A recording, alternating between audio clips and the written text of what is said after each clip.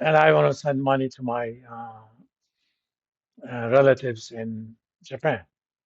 So I go to Fifth Third, and it says, okay, here is $10,000.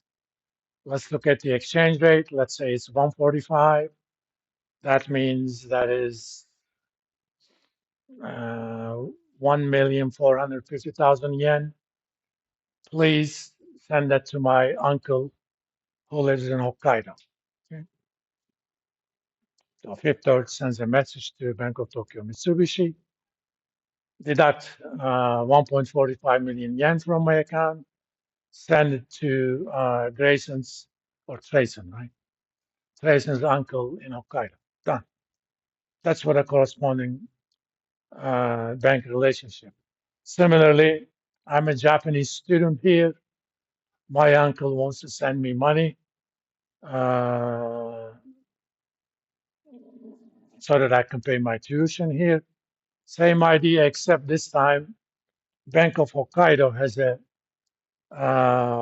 correspondent bank here. Let's say that's JP Morgan. They send an instruction to JP Morgan and says, this guy, please deduct $10,000 from my account and send it to Julia's account. Okay, that's it, done. If that's all you're doing, that's fine. But sometimes you want a little bit more. You want to provide informational or consulting type services. Then you can open up a representative office.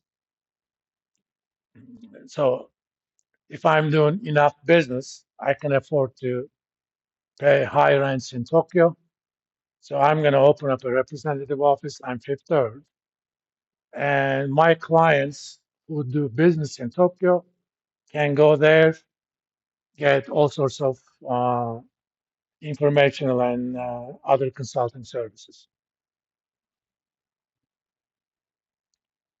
But it does nothing with respect to transactions. You cannot go to representative office and change your dollars into yen on a trip to Tokyo. So if you want a little bit more, this is more for medium to larger size banks. You can have a foreign branch. For example, I'm Citibank, and I have clients who do business in Turkey, and I want to help them inside Turkey. Maybe they don't trust the Turkish banking system. You know, if I have a foreign branch, it pretty much carries my credit. So if a client of mine comes in and opens up a deposit account in the Citibank branch, even if that economy is doing pretty bad, that is an obligation of Citibank proper. There's a reason for that. It operates like a local bank, but legally it is part of the parent bank. That means any obligation of the branch is an obligation of the local bank, parent bank. This is rather useful, especially in countries that are not thought to be relatively stable. This is a very useful service. You guys heard of a country named Eswatini? I'm sure you have recently. It's a little country that borders South Africa and Mozambique. Until about until about 7 years ago, it was actually known as the Swaziland. It's the land of the Swazi nation. It is actually an absolute monarchy. By the way, it also has the highest AIDS rate in Africa. And you want to do business over there, you see that Trump administration is going to send a lot of people there. That means there's going to be a lot of U.S. business. I can open up a branch over there, right? As Citibank, or as we used to call it in my days during the industry, uh, it rhymes uh, with a synonym for crap. Let me put it that way. No, we used to call it Citibank. I never liked Citibank as a bank then, and right around here either.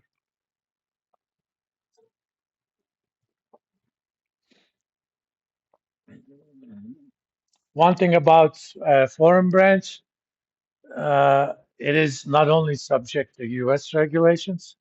Why? Because it is a component of the parent bank, and two, it is also subject to the local bank regulations, whatever they may be. So if I have a foreign branch in, let's say, Germany, German banking regulations are a lot stricter compared to US. Basically, you're subjecting yourselves to a total of stricter regulations. On the other hand, Swiss banking regulations, as you may or may not know, are not very restrictive. You know, if I'm a money launderer, I'm probably going to open up an account in Switzerland. But I probably shouldn't do that in a foreign branch of JP Morgan. Why? Because I'm also subject to, that bank is also subject to US regulations. So if you're not doing that much business, but you still want to provide both account services and consulting services to your uh, customers, foreign branch is the way to go. It's a lot easier to open up a foreign branch than opening up a new bank. Getting actual permit to open a new bank in a foreign country, it's a process. Unlike here, you have to actually be licensed to open up a bank. Sometimes they limit the number of banks to certain countries. If you want to be a little bit, if you're a little bit bigger, and you don't necessarily want to be subject to uh, US regulations, you either have a subsidiary bank. That means a subsidiary bank is a foreign bank that you own more than 50% of. In many cases, 100%. So I can go to Eswatini. Who knows Eswatini's capital? This used to be an important thing to know, not because of Eswatini, but now it's like, hey Siri, what is the capital of Eswatini? It's Mbabane. Mbabane. The M is kind of silent. Yeah, it's having problems with the connection. I was famous in high school knowing all the capitals of the nations in the world. I still know most of them. So if you want to test me every once in a while, you can, just for the fun of it. You know, Eswatini being what it is, you know, it's an absolute monarchy. That means you can bribe a lot of people, right? The royal family and stuff. And more than likely, banking regulations are not going to be that tight.